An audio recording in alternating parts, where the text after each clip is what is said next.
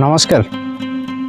आपण देखिए कौन से हिंस्र जंतु उदाहरण स्वरूप से बाघ हो बा सिंह हो बा किसी भी हो से आपन को चिड़ियाखाना रे बा कहार गोटे बंदीशाला रे जदि बंदी होगी थिबो बा कहा कंट्रोल रे थिबो ताले आपन देखिया को ताको भल लागिबो, आपन ताको पसंद करिवे, आपन ताको भल पाइबे।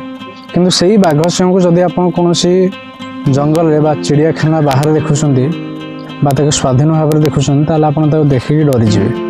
कोठ ना कोठी आपन लागिबो जे आमे बोध अनसिक्योर अछि। ठीक सेही भली किसी व्यक्ति विशेष निजको अन्य कंट्रोल रे जानी सुनी की बंदी कर दी थांदी, भावंती जे मु जदि अन्यर कंट्रोल रे रहिबी बा गोटे बंदी होगी रहिबी फिर तो मते जे बंदी करी रखी से मो पई किछि भलो चिंता करूथिबो बा से मो पई किछि भलो व्यवस्था करिवो मोर फ्यूचर पई प्रेजेंट पई सेमती किछि हेई न थाए।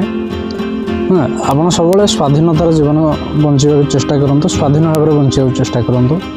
आपण देखिबे जत्ते बेला आपण स्वाधीन भाव चेष्टा करिवे बा स्वाधीन हेई जिवे निजर गंतव्य स्थल निजर लक्ष्य स्थल निजे आपण निर्धारित करिवे सेता आपण देखिबे जो लोक माने आपण को भलो पाउथिबे आपण को प्रशंसा करुथिबे सेही लोक माने आपनकर सबठार बड़ शत्रु हेई जिवे। यार पछर कारण कोन जानते तांको अनसिक्योर फील हो, तांको लागिबो जे नहीं आमे वर्तमान सिक्योर ना हो आग भले। तंगरी मो मतरे कहार दायित्व बा कंट्रोल रे रहिबा अपेक्षा कहा पाखे गृहबंदी होगी रहिबा अपेक्षा स्वाधीनतार सहित बंचतु। गोटे बढ़िया जीवन माने गोटे बहुत भल लाइफस्टाइल होची स्वाधीनता लाइफस्टाइल, गोटे बहुत बढ़िया लाइफस्टाइल। धन्यवाद।